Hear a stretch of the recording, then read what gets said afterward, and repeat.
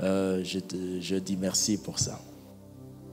Et que Dieu vraiment se souvienne de lui. Il est pasteur de la cité d'exaucement Phila, que vous connaissez très bien, de la communauté Philadelphie. Amen.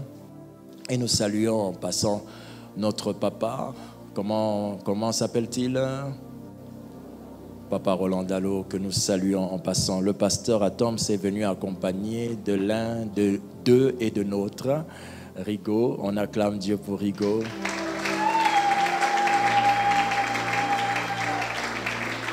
Et sans plus tarder, veuillons accueillir la parole de Dieu au travers de son serviteur. On acclame le Seigneur.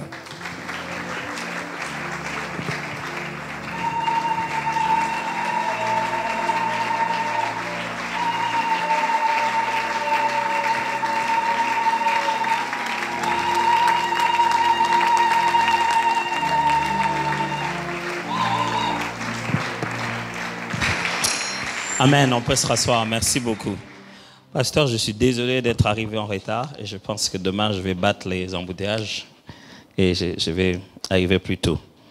J'ai eu foi que ça allait se décanter. À chaque fois que je rapprochais, je dis bon, j'ai trouvé déjà des solutions pour ce genre de situation, des solutions qui sont permanentes, qui circulent avec moi où que j'aille. J'ai dû les appliquer seulement. Et c'est grâce à ça que je suis arrivé. Et demain, donc, je promets de les utiliser dès la première minute. Et ne pas oser imaginer que... Vous savez, les embouteillages, toujours comme ça, dès que tu te dis, bon, je dois faire quelque chose, ça bouge un peu. Puis tu te dis, ah non, ça bouge. Et puis, ça vous reprend encore. Vraiment, je suis très, très désolé de venir en retard. Et quand je regarde encore le programme, je me dis, wow, on est déjà à la fin, à un moment, on va commencer. Je tiendrai compte de cela, de ma façon de présenter tout à l'heure. Mais aussi, merci beaucoup pour l'invitation à Matondo. Je disais à ma femme que je reviendrai ici et je me souviens que c'est exactement à cet endroit, ça fait près de 13 ans que je me suis marié. Donc, c'est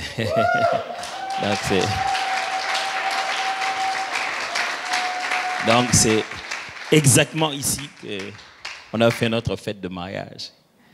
Et donc on était exactement ici, quoi. Je me souviens de chaque séquence. Vraiment, j'ai un endroit rempli de souvenirs. Alors, de très, très bons souvenirs. Je vais aujourd'hui et les autres jours me concentrer sur l'idée de l'association qu'il y a entre le fait que nous rendons grâce à Dieu, à un Dieu qui veut qu'on puisse le voir. Et qu'il veut qu'on le voit à travers les œuvres qu'il rend. Alors j'ai intitulé cela comme la Bible en parle, j'ai appelé ça comme à l'œil. Mais dans l'expression d'habitude, surtout dans notre français congolais, on aime bien dire comme à l'œil nu. Okay? C'est peut-être pour insister sur le fait que bon, voilà, c'est sans lunettes, sans quoi que ce soit. C'est pourquoi je préfère appeler ça comme ça aussi, comme à l'œil nu. On va lire donc Romains chapitre 1, et c'est à partir du verset 18. Romains chapitre 1, à partir du verset 18. Merci beaucoup, pasteur, aussi pour le polo. Vraiment, il me va très bien, ma tonoming pendant ce polo. La colère de Dieu se révèle du ciel contre toute impiété et toute injustice des hommes qui retiennent injustement la vérité captive. Car ce qu'on peut connaître de Dieu est manifeste pour eux, Dieu le leur ayant fait connaître. En effet, les perfections invisibles de Dieu, sa puissance éternelle et sa divinité, se voient comme à l'œil. Vous avez vu? C'est là que j'ai tiré le mot.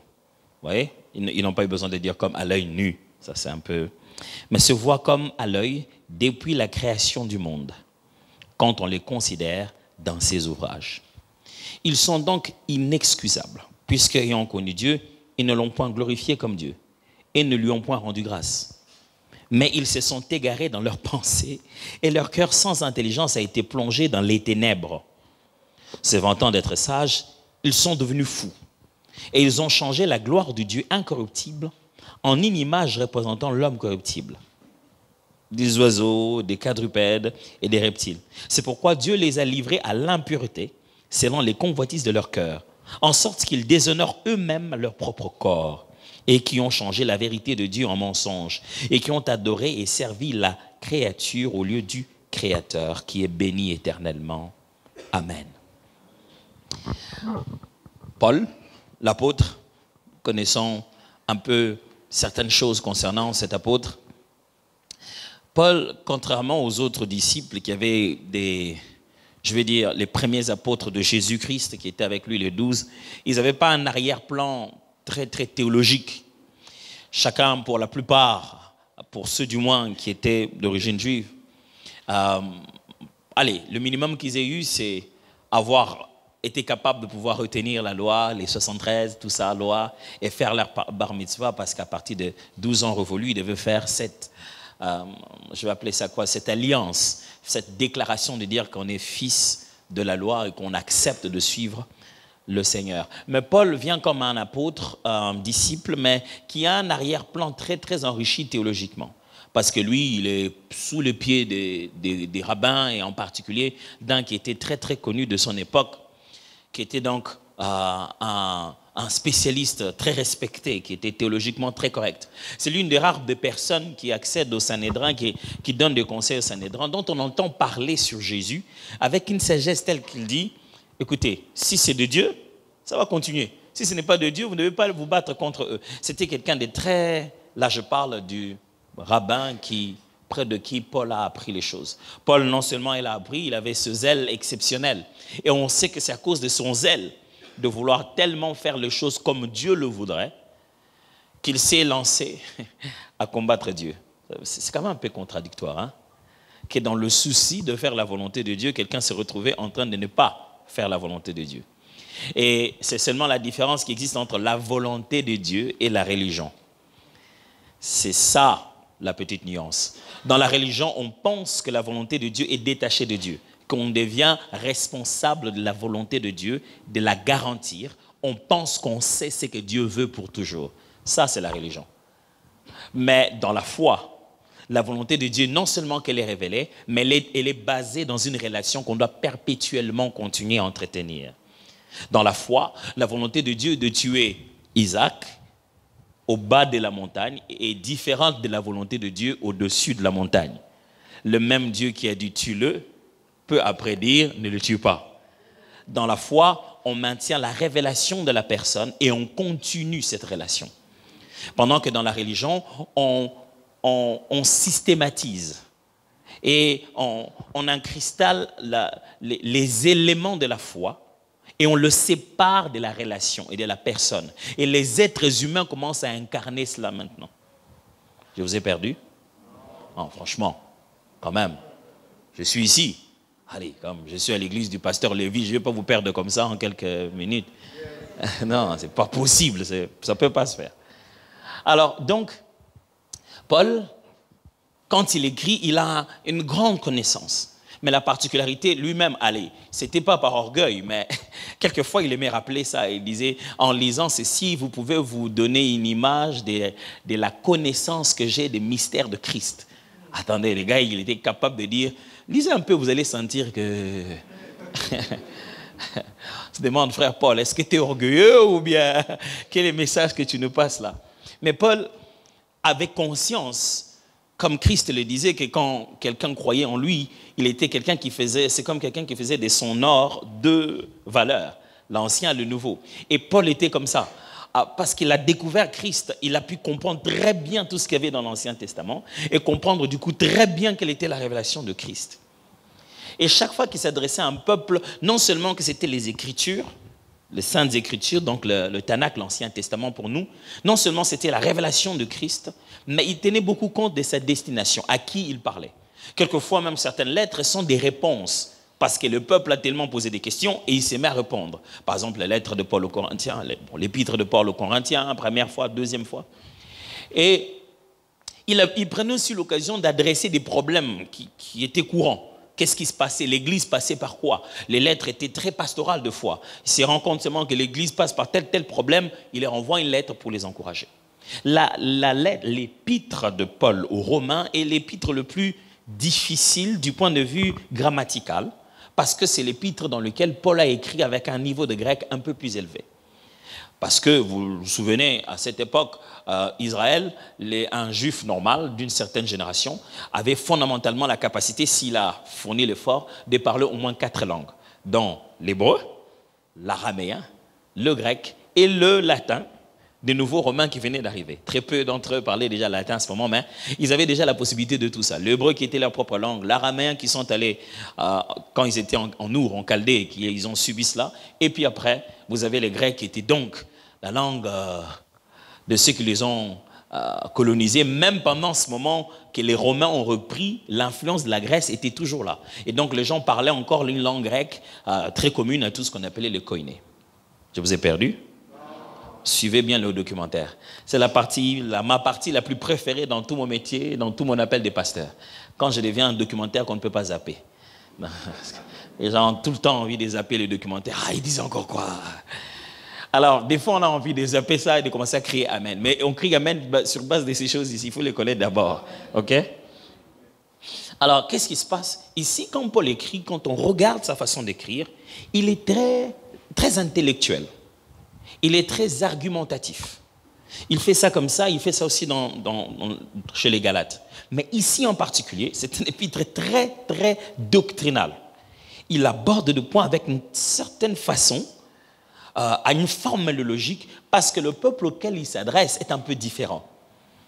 Allez, je m'adresse aux Romains, c'est une autre logique, c'est une autre façon de penser. Alors je dois présenter cela de manière assez suivie.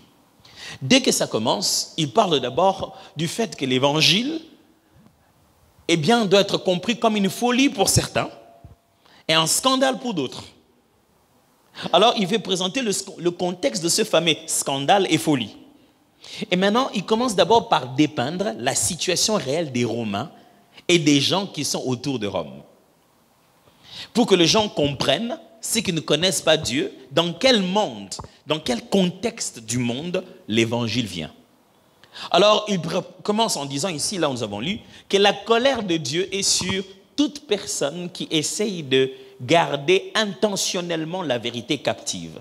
Ça signifie que toute personne qui sait, qui connaît la vérité, mais qui essaie de son mieux de faire des choses pour que les gens ne comprennent pas ou ne soient pas conscients de la vérité.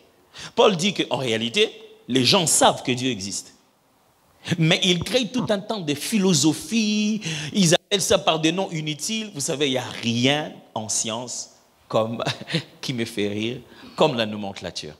Les scientifiques mettent les noms pour dire je ne connais pas. Vous voyez? Mais ils mettent ça tellement bien que vous avez l'impression qu'ils connaissent. Ils disent sida. Sida, c'est quoi? C'est tout ce que nous ne connaissons pas d'un syndrome qui attaque l'immunité et qui les rend déficients. Donc, on nomme comme ça les choses qu'on ne maîtrise pas. Les scientifiques sont comme ça. C'est dit, bon, on a compris qu'on n'a pas compris quelque chose, on en donne un nom. C'est un peu ça. Bon, c'est même ça l'être humain.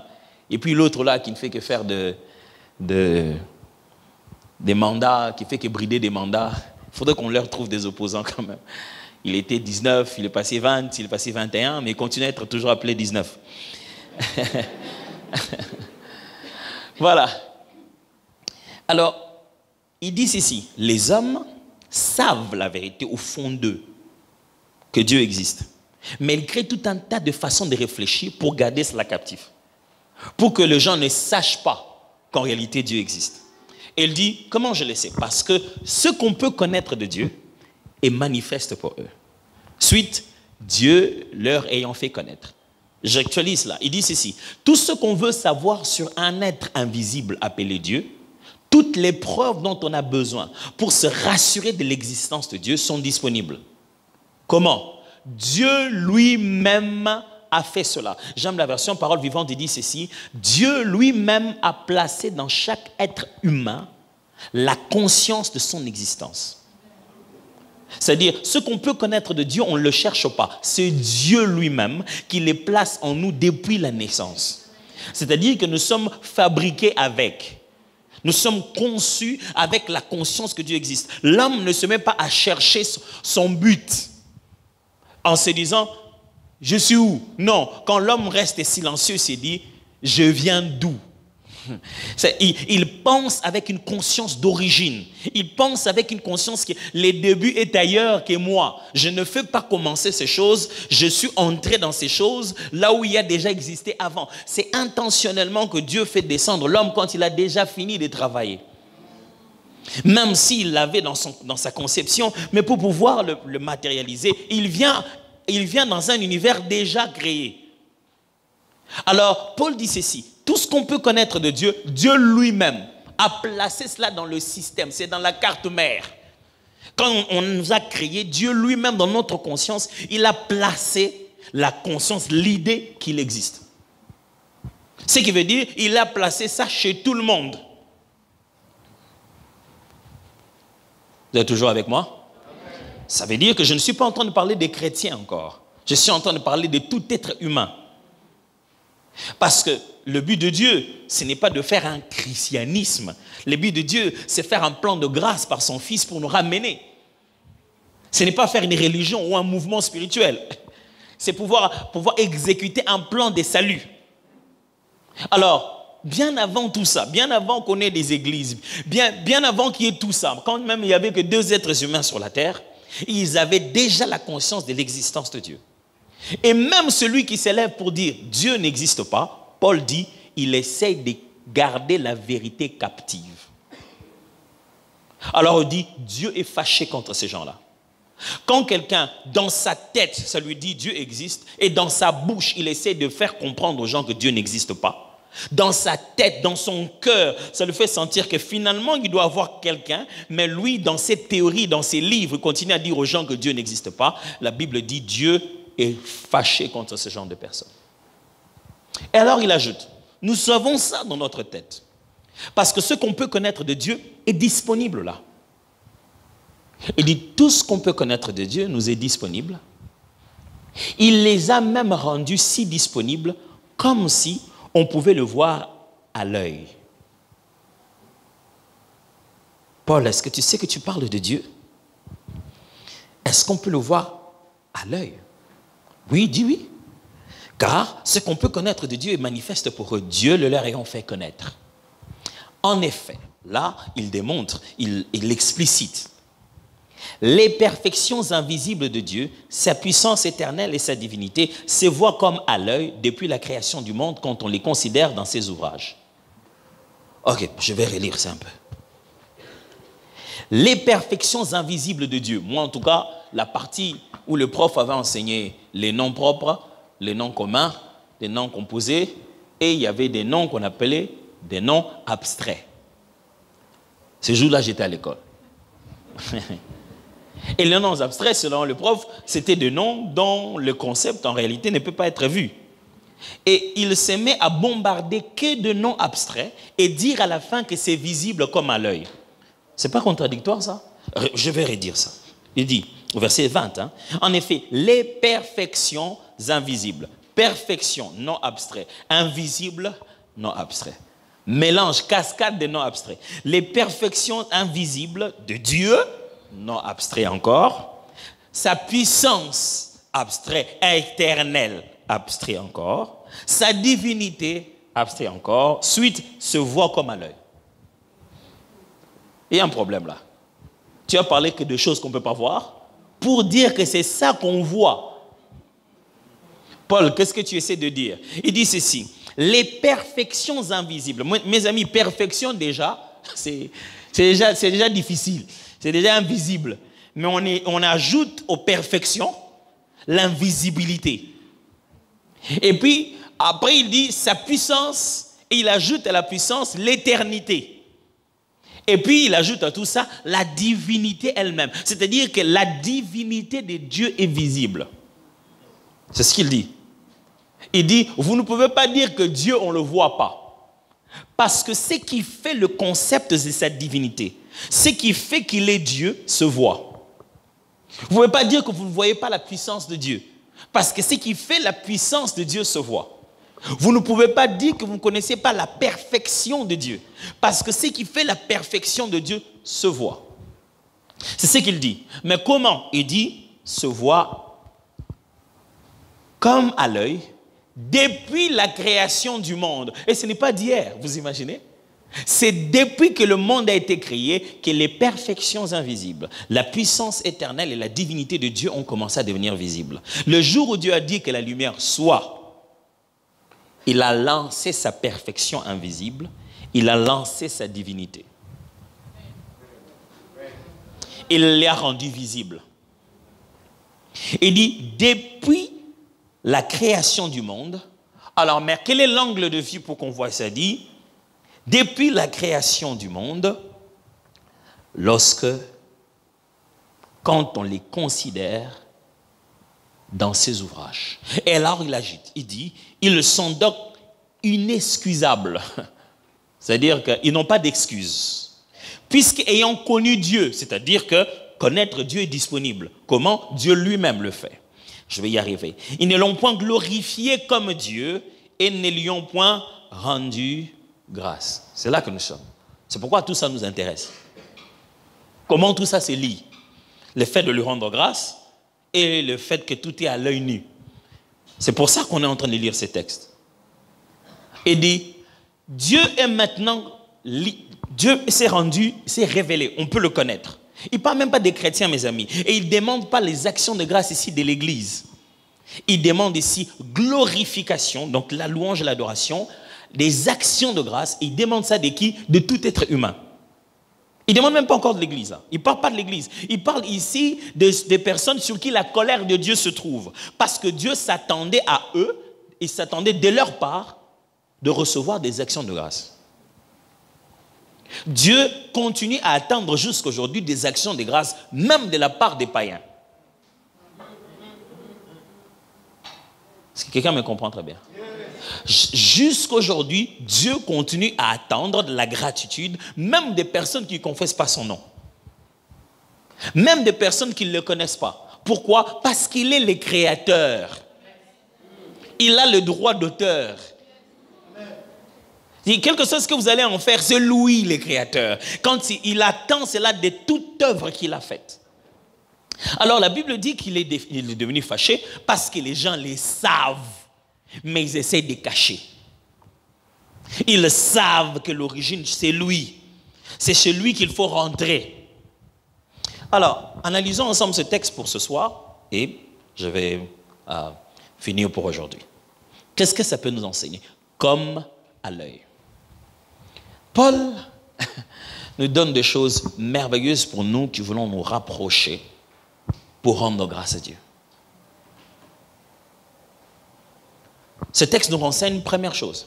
Hein? Les actions de grâce, la glorification de Dieu, la louange, matondo. Ce texte nous montre que les actions de grâce commencent par la révélation.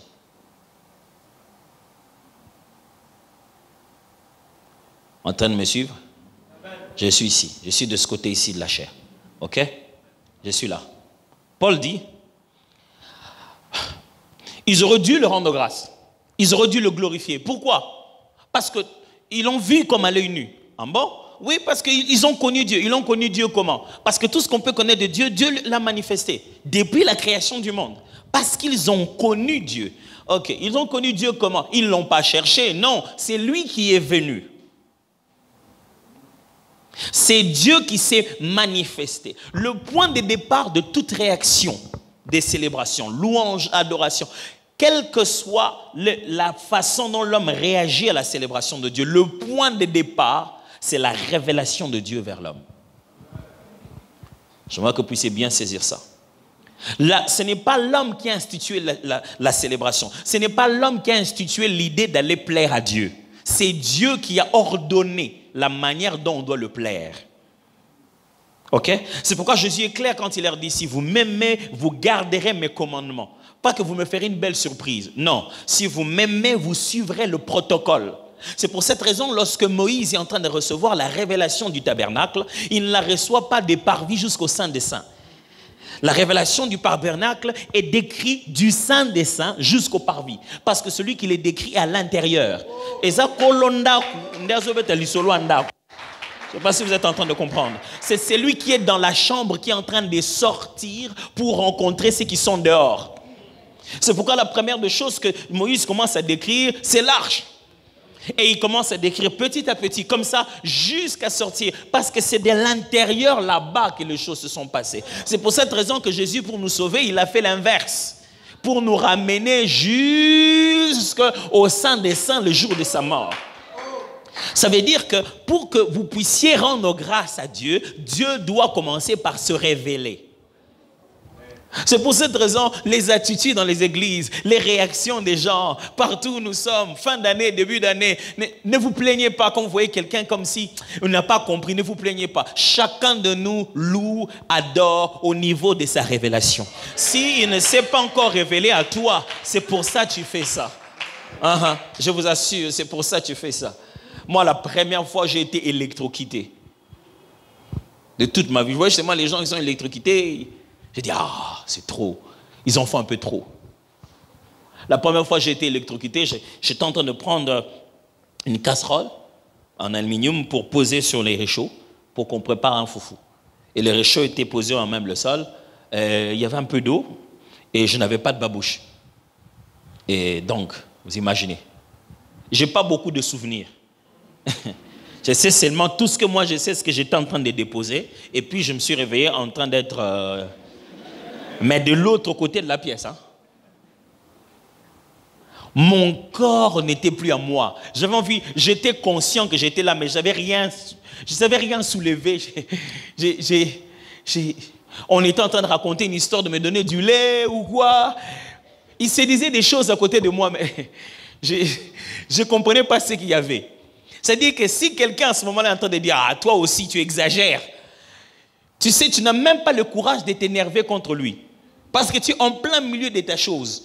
Je ne sais pas si vous voyez ça. Tu es dans ton expérience de la chose, que tu n'as même pas le temps de t'énerver contre lui. Tu le regardes seulement comme quelqu'un qui a envie de lui dire « hey, si tu savais de quoi tu... » Vraiment, ça, c'est l'attitude de quelqu'un qui, quand il loue, les autres disent « oh, il exagère ». Je te regarde, je dis... Est-ce que je peux t'expliquer ça? Je ne peux pas t'expliquer ça. Ça, c'est comme ça qu'il s'est révélé à moi. Donc tu me dis, il en parle comme si... Papa, ce n'est pas avec ses yeux que je l'ai vu, mais c'est comme si je l'ai vu à l'œil nu. C'est les choses que je te dis, je t'en parle comme un témoin.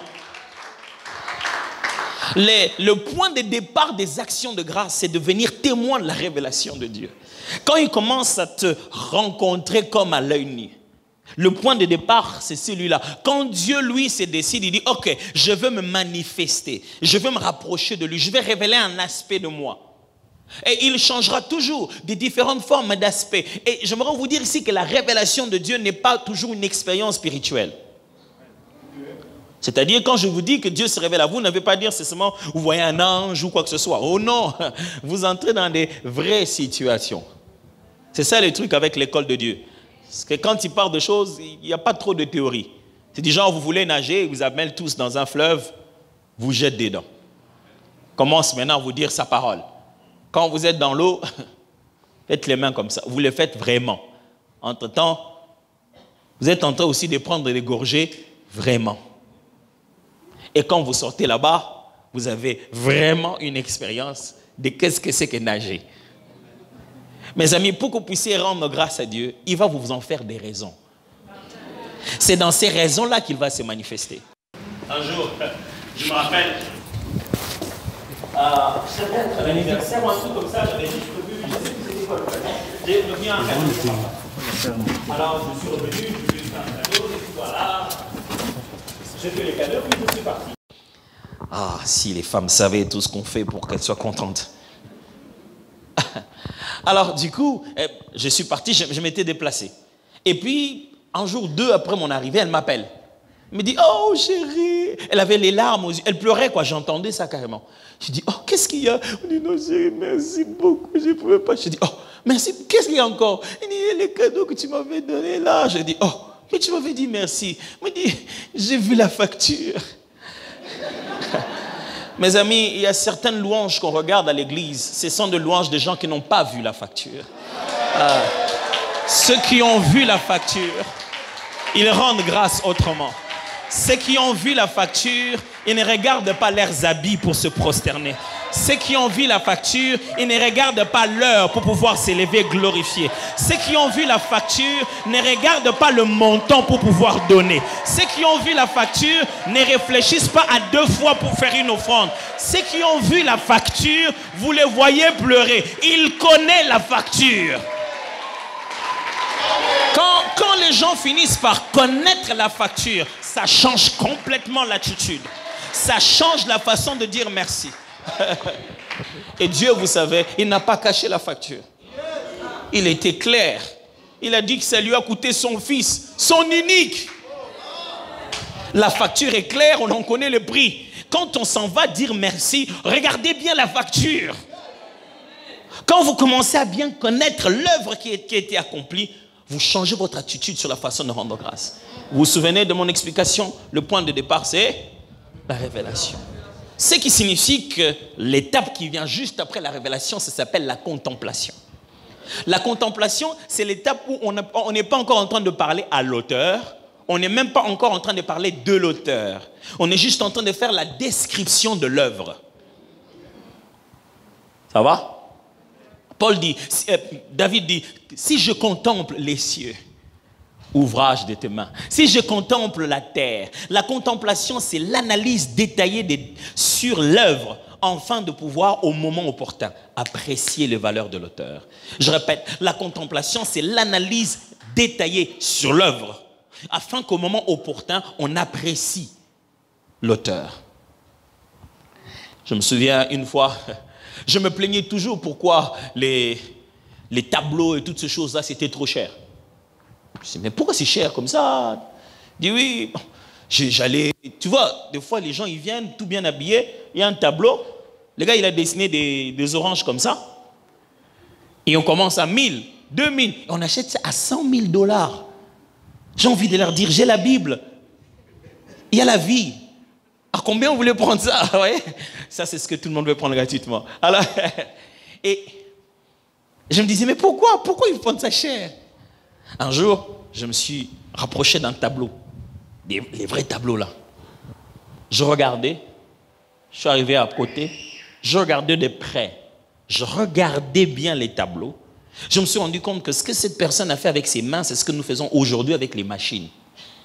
Et lui, il a fait ça des années avant qu'on pense même que les machines existent. Ce qu'on est en train en réalité d'acheter, c'est le côté avant-gardiste que ces gens avaient par rapport à leur époque. Ils avaient un génie très élevé. Ils ont réfléchi bien avant. Et ils ont fait ça avec leurs propres mains. Et quand tu touches ça, c'est de loin fantastique. Ce n'est pas fait avec des bâches. C'est fait juste avec les papiers normaux avec lesquels... Mais quand tu regardes ça de près, tu dis, waouh! Ça, c'est... Les gars, quand tu regardes le tableau, tu imagines le temps. Tu dis, ça doit avoir pris du temps. Tu regardes les tableaux, tu imagines la patience.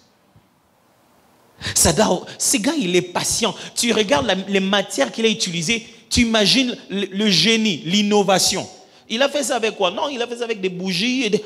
Oh, comment il a pu penser à ça? Plus tu vas dans les détails de l'œuvre, plus tu commences à imaginer l'intelligence de l'auteur. Dieu sait qu'on ne peut pas le voir. Mais s'il veut nous donner une sensation, une réalisation de lui, comme si on le voyait physiquement, c'est à travers les œuvres. Vous savez pourquoi? Pourquoi quand on commence nos louanges à l'église, un bon matin, un bon soir, le pasteur ou le modérateur dit « Arrêtez un peu la musique, bien-aimé, j'ai l'impression qu'on n'adore pas Dieu. » Si vous compreniez, vous savez pourquoi ça arrive comme ça? Parce que très souvent les chrétiens ratent leur étape de contemplation. On court très vite vers l'auteur sans avoir eu le temps de percer très bien l'œuvre qu'il a faite. Il dit, prends ton temps, regarde très bien ce que je fais. Ça va changer notre conversation. Si tu as passé du temps avec l'œuvre, tu parleras différemment devant l'auteur. Totalement différemment devant l'auteur. Très souvent dans nos cultes, nous ratons la contemplation. Et nous ne choisissons même pas des cantiques appropriés pour la contemplation. Et du coup, quand on se rend compte que ça n'a pas marché, au bout d'un moment, dans un culte quantique, on arrête. C'est là que les modérateurs ont l'habitude de nous raconter ce film d'horreur. Ou bien aimé, combien ce matin s'en sont-ils réveillés?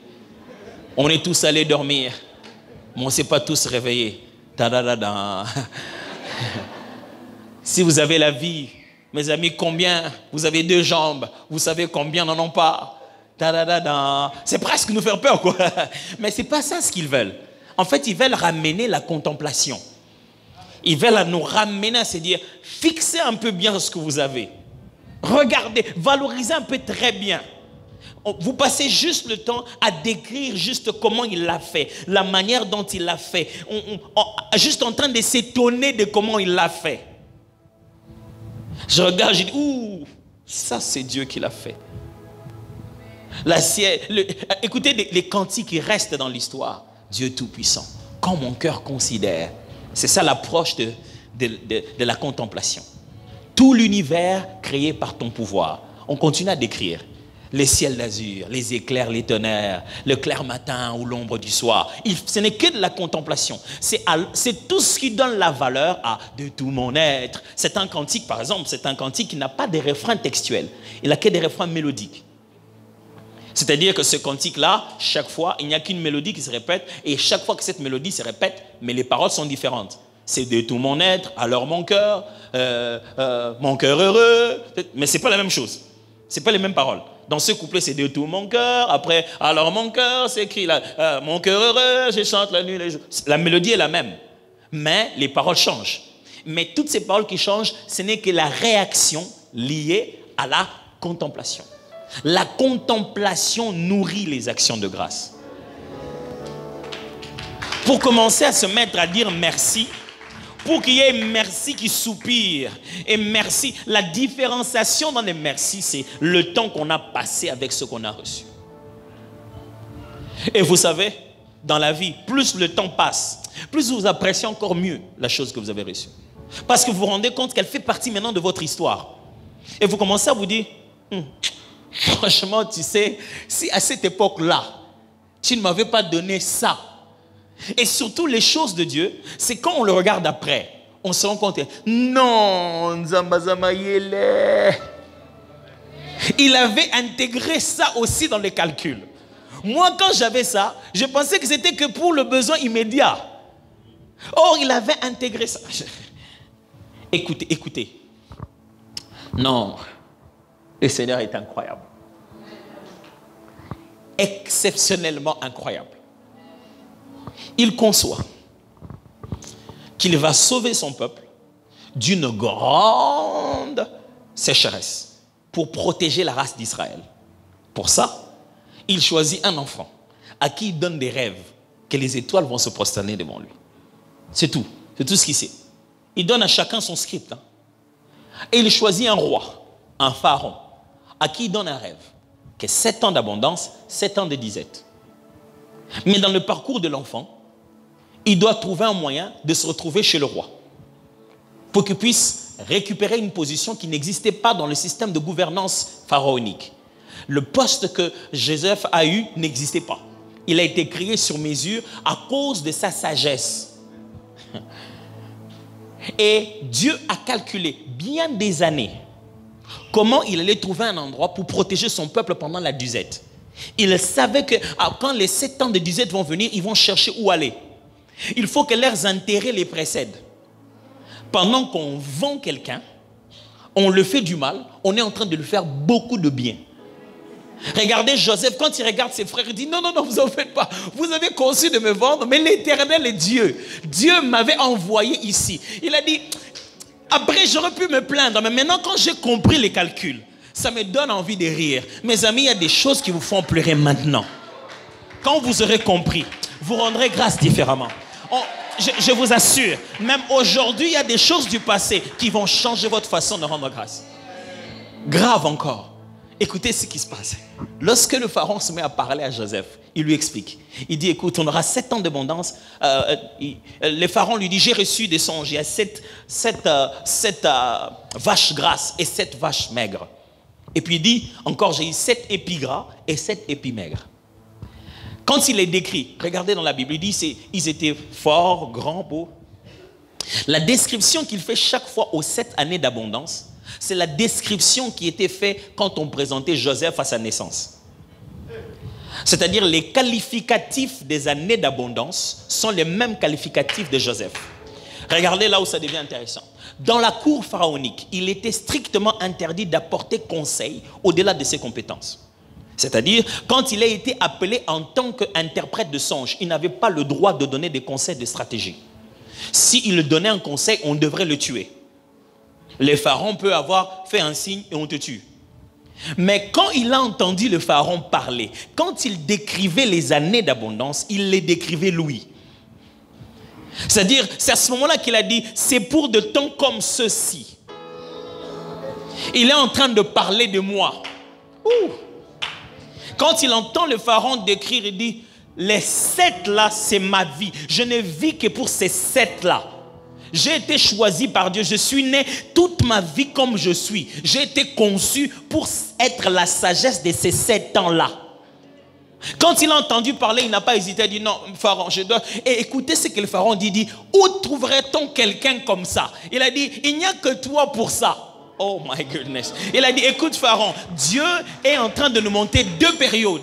Mais vous n'êtes pas obligé de les vivre comme ça. Ça sera la disette, ça ne veut pas dire que vous ne devez pas manger. Vous avez la capacité de prendre ce qu'il y a dans les années d'abondance, les garder pour les vivre dans les années de sécheresse. C'est exactement ça la mission de Joseph. Il est un pont entre différentes saisons. C'est-à-dire, je vous permets de vous maximiser ici pour que vous puissiez avoir le pouvoir d'aider tout le monde dans les années à venir. Et c'est ce qu'il a fait même pour ses propres frères. Le fait qu'il a pris... Israël n'est pas venu pendant l'année d'abondance. Israël est venu pendant les 7 ans de sécheresse. Mais ils ont trouvé Égypte abondant parce que Joseph a pris les beaux, gras et bien. Il l'a gardé avec lui parce que c'est dans Joseph. Même quand c'était devenu sécheresse, il restait beau, gras et bien. Pourquoi? Parce que c'est lui. Quand vous les jetez dans le puits, il ressort du puits beau, gras et bien. Que vous puissiez les vendre comme esclaves. Quand il est comme esclave, il devient beau, gras et bien pour gérer tout le personnel de Potiphar. Quand vous les jetez en prison, il reste beau, gras et bien et il devient le chef des prisonniers. Et à partir de la prison, quand vous avez un rêve, il vient beau. Le jour où on l'a appelé, la Bible dit, il s'est rasé. Il devait être Joseph. Il devait être beau, gras et bien. Et quand il arrive, il entend ça encore. Il dit, ça c'est pour ça que moi j'existe. Mes amis, Dieu a un plan beaucoup plus grand que ce que vous êtes en train d'imaginer. Rendez-lui grâce même pour les larmes. Rendez-lui grâce même pour les pleurs. Rendez-lui grâce même pour les formules compliquées. Rendez-lui grâce même pour les choses que vous ignorez. Père, je te rends grâce parce que je ne comprends rien du tout. Est-ce qu'on peut se remettre à rendre grâce à Dieu encore pendant un moment? Merci pour tout ce que nous ne comprenons pas, Seigneur. Merci pour tout ce que nous ne savons pas. Seigneur, ce matin, j'ai encore revu la facture. C'est que ça t'a coûté. Bénissons Dieu, rendons-lui grâce. Comme à l'œil, comme si nous avions vu ces choses.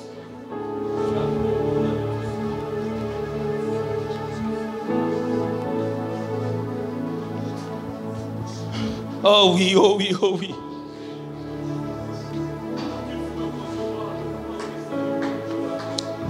Oh oui.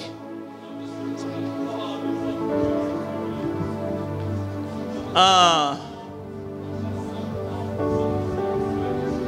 Passe un temps avec l'œuvre. Contemple, contemple. Va dans la contemplation. Ah Dieu, je connais Atoms. Je connais l'Atoms de chaque niveau, de chaque époque. Celui que j'ai ici, ce n'est pas le mien, c'est le tien. Ce que je vis aujourd'hui, ce n'est pas mon rêve, c'est le tien.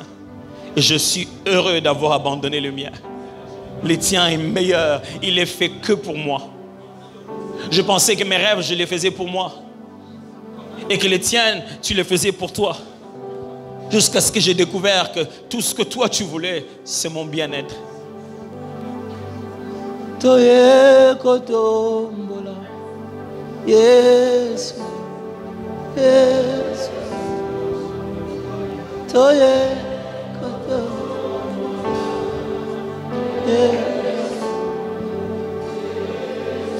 biswawa toye koto mbola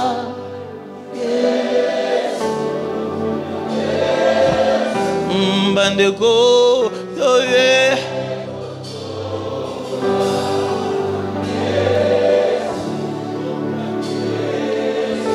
biswawa toye kotombola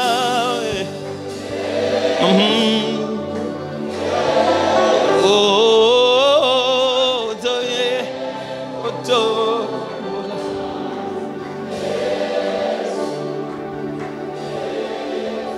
mpo azalina bomon Yesu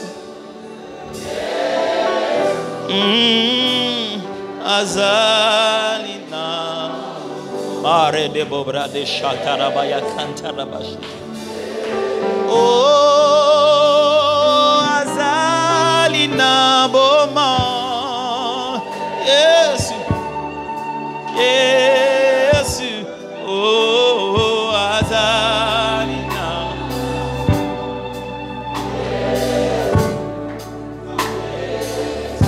bandeko toye kotombola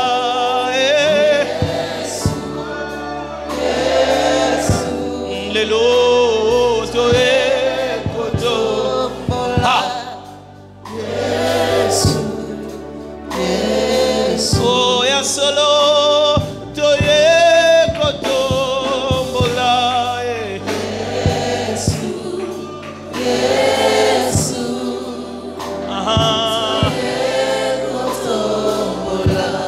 Vous savez, il y a ces cantiques de contemplation que j'aime beaucoup, qui nous rappellent, qui nous fait passer un petit moment autour de ce qu'il a fait.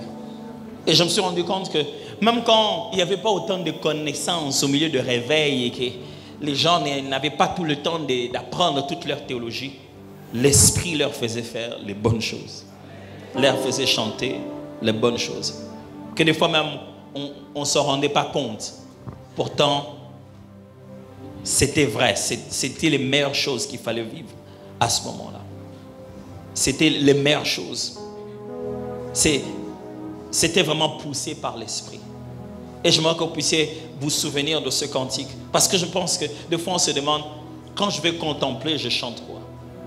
Moi, quand je vais contempler, en tant que bon Congolais que je chante, je vais contempler Dieu. Je n'hésite pas de le chanter, ce cantique.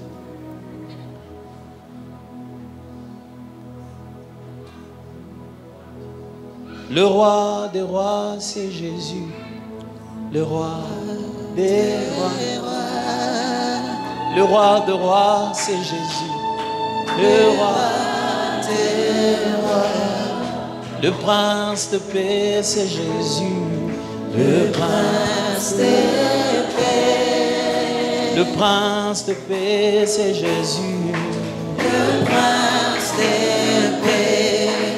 Le roi des rois, c'est toi, Jésus. Le roi des rois. Le roi des rois, c'est toi, Jésus. Le roi des rois. En plus, la manne cachée, c'est toi, Jésus. La manne cachée. Oh, la manne cachée, c'est toi, Jésus. La manne cachée. Écoutez quand on dit Soki natali bomo inanga Soki natali bomo inanga Nakanisi bazanza nazala na libumwa mamao Soki natali bomo inanga na mituni okela kama ilo lenge ninyo sukali te Mungu ate kasi etonda na guya ya yango botika ngai na yemba nazana tina nazana raison. Alléluia. Boti kanga ina yemba nazana raison gayo. Sine toni modema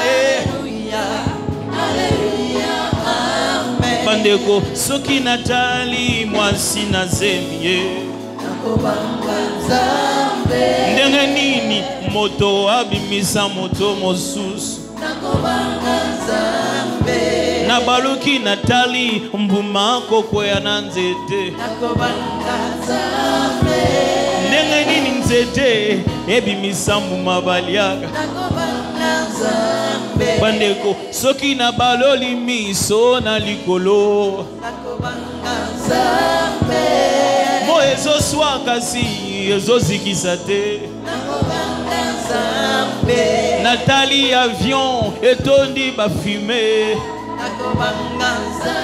kasi natali ndeke azo voyager silencieux. Vraiment pardon boti kanga ina yemba azana tina ngayo tina koyemba vraiment boti kanga ina yemba nazana raison nga mwana ya konetola papa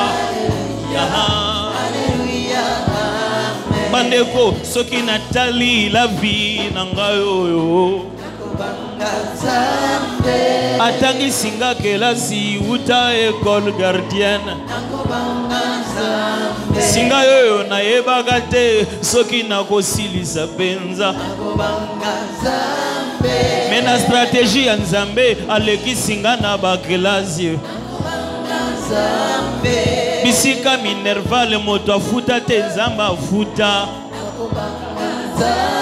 zoka na kalekila nzambe akanaka nazala motei elekelinga otikanga ina yemba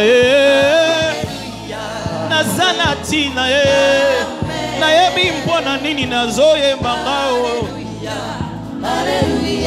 soki bomoninga nazoyemba ezana tina nazana raison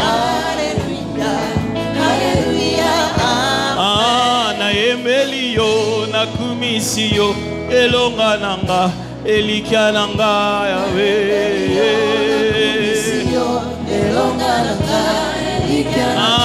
nayembeli yo nakumisi yo elonga nanga elikia nanga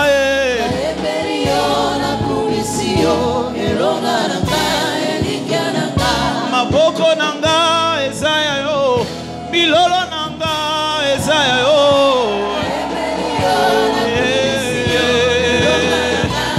lelile oyo kumama lelo yo kumama yo kumame lelo kumama lelo yo Yesu yo de elikia nanga yo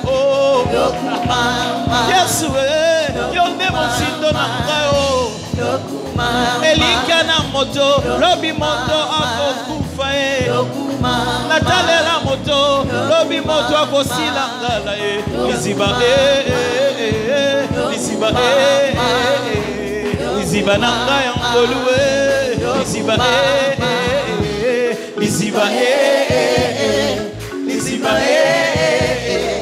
liziba nanga ya ngolu liziba Abba papa loyemo nanga komata na yo Abba papa loyemo mwana somba mina makila Abba papa motema pebo moto nanga eganga pona yo Yesu ezali yo ya ezali yo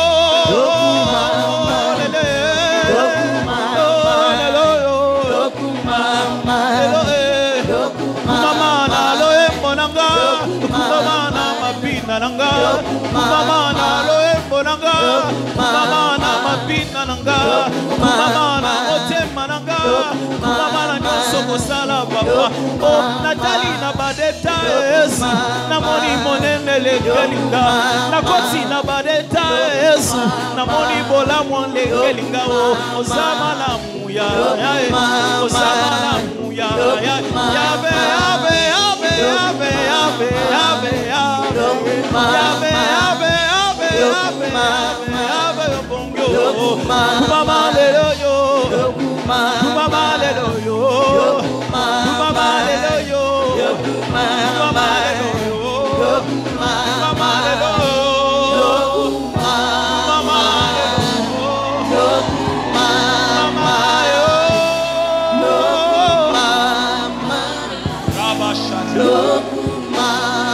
Avec nos mains levées, ajoutons encore des paroles devant lui.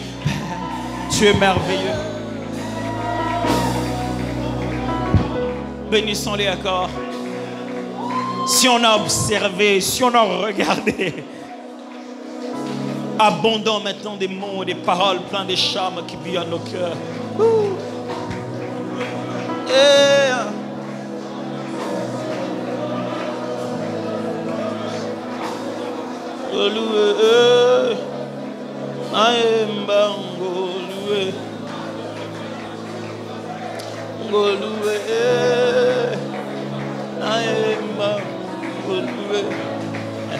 Abondons maintenant de paroles. Nous venons dans ces soirées pour vivre ça, pour vivre ça.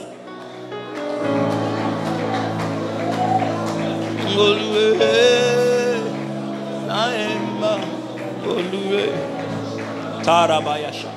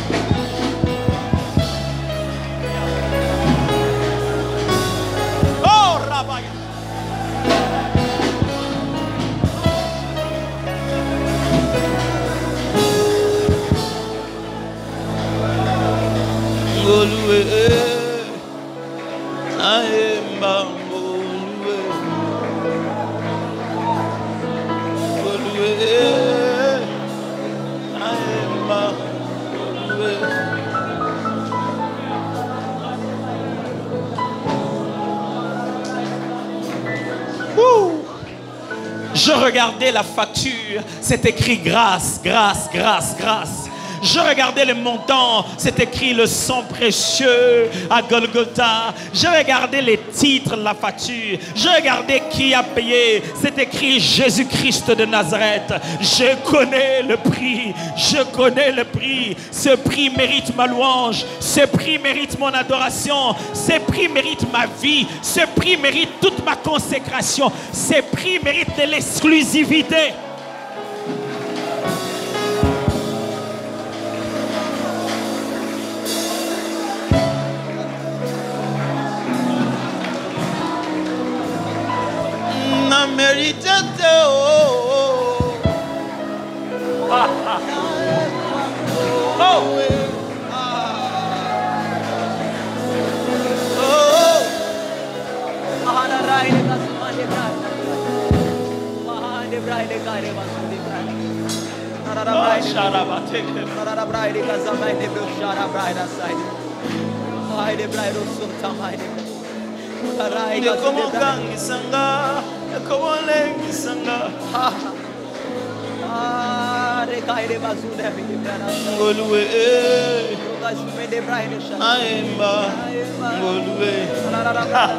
Et si je mettais avec ça le prix payé derrière chaque combat invisible auquel je n'ai pas pu participer, j'en ai vu que les résultats, j'ai senti l'oppression, j'ai senti que ce n'était pas normal dans cette période, j'ai vécu des choses qui étaient inhabituelles, mais je ne sais même pas les tenants et les aboutissants. Je n'ai même pas regardé les matchs en live, mais quelqu'un s'est battu derrière. De l'autre côté de la porte, pendant qu'il poussait, j'ai ressenti le poids, j'ai ressenti le coup, mais je ne me suis pas battu. Mais jusqu'à ce que j'ai entendu qu'il n'y avait plus de pas ni de cris. Ceux qui étaient de l'autre côté de la porte ne faisaient plus la grimace. Ils étaient partis. Qui les a fait partir?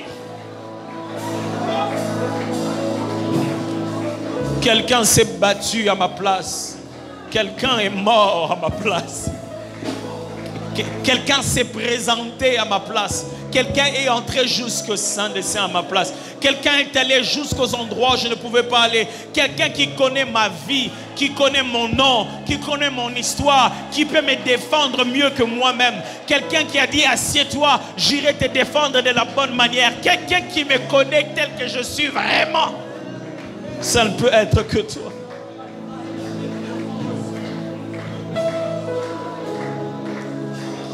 Naemba Ngolue Naemba Na meritete Naemba Ngolue Ngolu ya Nzambe Naemba Ngolue Nayoka kaka na sango c'est comme l'idole et comme yembi sanga et comme gangi sanga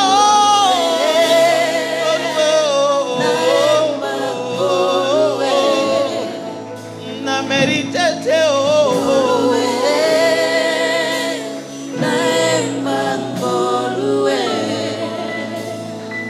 merci de te révéler tout le jour pour que nous ayons à chaque jour une nouvelle histoire à raconter et que nous ne tombions pas dans la religion où nous aurons mis dans une boîte le peu que l'on sait déjà, mais que nous restions dans une relation qui se base sur le déjà révélé pour maintenir une relation perpétuelle. Mais merci surtout d'avoir mis le prix là, de sorte que lorsque l'ingrat est ingrat, il est inexcusable. De sorte que lorsque l'insensible est insensible, il est inexcusable. Merci de t'être révélé sans quoi on ne pouvait pas connaître qui tu es. Et d'avoir comblé notre quotidien de tellement de preuves à contempler des heures et pour toute la vie. Nous t'avons vu, nous avons goûté et nous disons qu'il est bon Jésus. Mais non seulement ça, nous nous sommes rapprochés de tes œuvres, nous avons vu combien tu es précis. Tu ne fais rien au hasard. Tu ne rattrapes pas les choses parce que tu les as perdues en chemin. Tu ne réfléchis pas comme nous. Tu ne rassembles pas les éléments pour établir une logique. Tu sais. Tu ne sauras pas, tu sais. Ce n'est pas avec le temps que tu finiras par savoir. Tu sais. Toute connaissance pour toi est un présent. Dieu, merci. Tu sais, nous disons merci en connaissance de cause. Merci vraiment. Jésus, merci vraiment. Aujourd'hui, quand j'allume ma télé, je vois certaines choses. Je dis à ma femme, on dirait que qui me pagane comme Jésus grave. Yesu merci ne ubik senga mo avant. So le na zamu pagon fa ngeza la boende na mo na TV boy. Buzo be fa e comme est na niveau boy.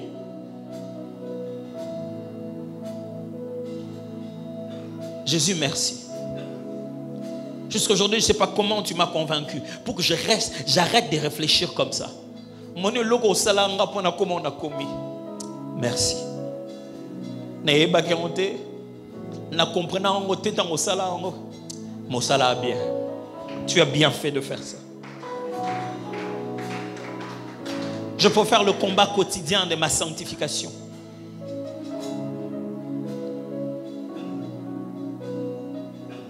Quelle folie dans l'ignorance de mes péchés. Merci pour le prix payé. Ce n'est pas que pour 2021 que je suis là. Ce n'est pas que pour 2022, même pas pour 2029 ou 2019. Je suis ici pour depuis la création du monde. Depuis le jour où tu as rendu réel ton projet de créer l'être humain et de nous donner ce genre de vie où nous vivons par un souffle. Ouf! Non, tu es un admirable concepteur. Il ne manque aucun détail dans tes projets. Il n'en manque pas. Il n'y a rien qui manque. Quand je regarde, on n'aurait pas pu faire un autre monde meilleur que ce que tu as fait. Jamais. Mon Dieu, tu mérites notre reconnaissance. C'est encore avec cette attitude que nous t'acclamons ce soir en poussant des cris de joie.